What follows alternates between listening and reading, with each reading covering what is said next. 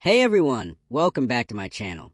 Today's story is intense, emotional, and full of suspense. It's titled, My Wife's Friends Joked About a Backup Husband.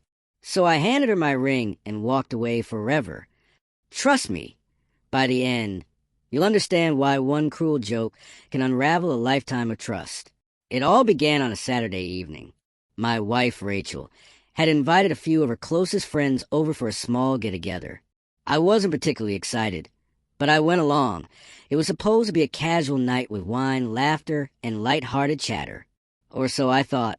As soon as I entered the living room, I noticed attention, or maybe it was just the uneasy smiles on their faces. The conversation was light at first, the usual banter about work, vacations, and weekend plans. But then, somehow, the topic shifted. One of her friends, smirking, asked, "So, Rachel, if things don't work out with your husband, do you have a backup?" The word struck me like a physical blow. I froze. The room seemed to grow colder, the laughter ringing hollow in my ears. Rachel laughed nervously, brushing it off as a joke, but I caught the brief flicker of amusement in her eyes. It was enough. I tried to speak, to make a joke in return, but nothing came out. My throat tightened, my chest felt heavy, and the world outside seemed to blur. For a moment, I realized something terrifying. The woman I loved, the one I trusted with my heart, had let the thought of a backup husband even cross her mind without horror, without outrage. I excused myself, saying I needed some fresh air, and stepped onto the balcony.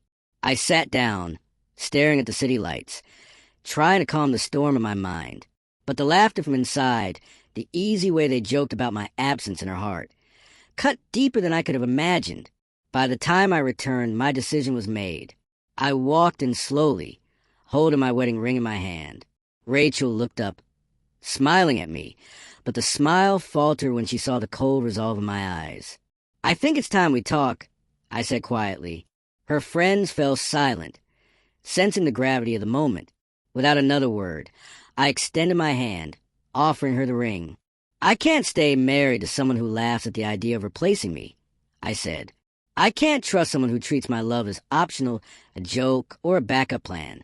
This is yours." Rachel's eyes widened. She opened her mouth, but no words came. Her friends shifted uncomfortably, their earlier laughter replaced by silence and shame. I turned and walked out. Every step was heavy, but freeing. For the first time in years, I felt like I was reclaiming my dignity, my self-respect, and my future. Outside, the cool night air hit my face. I thought about all the years I had invested, the love I had given, and the betrayal I hadn't even realized until that moment. But I also felt a strange peace.